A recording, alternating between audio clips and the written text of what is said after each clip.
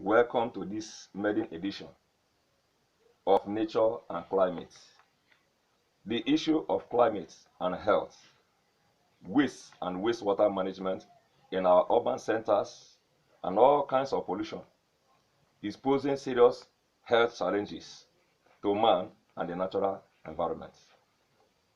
The rates of deforestation and environmental degradation, not to mention the high level inflow of chemicals and acidic substances into the oceans and other pollutions, and the high level of carbon emission.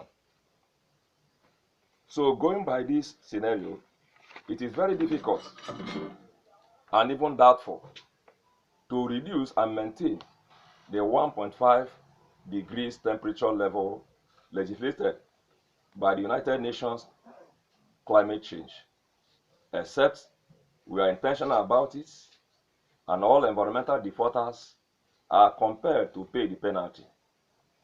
We'll be looking at critical issues on climate change, the effect on man and environment, environmental pollutions, climate and health, and the danger of man and the human daily activities to the climate. Follow me as we explore deeper knowledge of the fast-changing climate. Once again, you are welcome. See you in the next edition.